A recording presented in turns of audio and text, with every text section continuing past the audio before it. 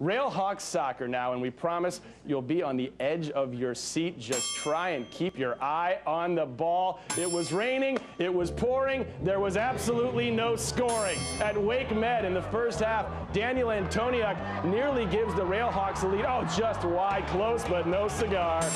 The match stays scoreless in the second half thanks to Railhawks goalie Chris McClellan. That is a leap of faith, saving a possible goal on offense. Carolina, they try and try again, but they cannot score despite this shot from Santiago Cliche. Scoreless tie, kind of a kiss your sister game with the tie, right? Kiss it or kissing your sister. All right. Make no bones about it, the 2008 Duke lacrosse team has a different feel from last year's squad that made it to the national championship game. That team had to weather the storm of controversy and miss the title by a hair.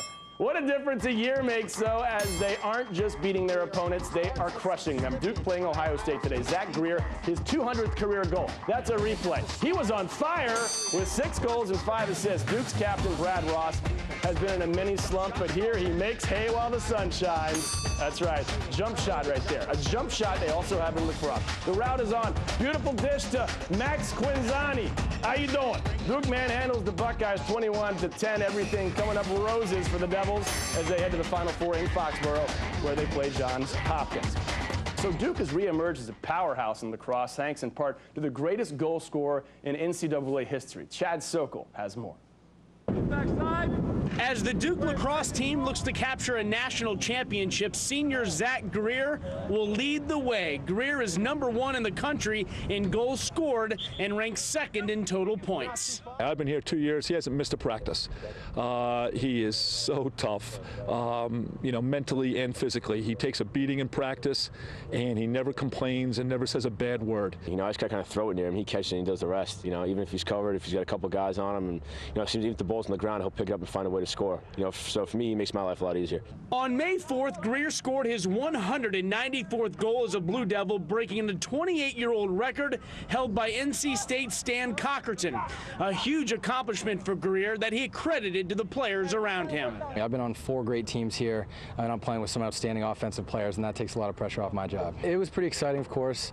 It was nice to do it at home, but obviously I'm glad it's out of the way now, and we're looking ahead to national championship. Well, I think the great ones possess that. The great ones understand that you're not going to be great without other people around you, and they understand that, especially in a position like that Zach plays. He needs other people to throw him the ball. Being successful down here, it's the players around me that have contributed to that for sure.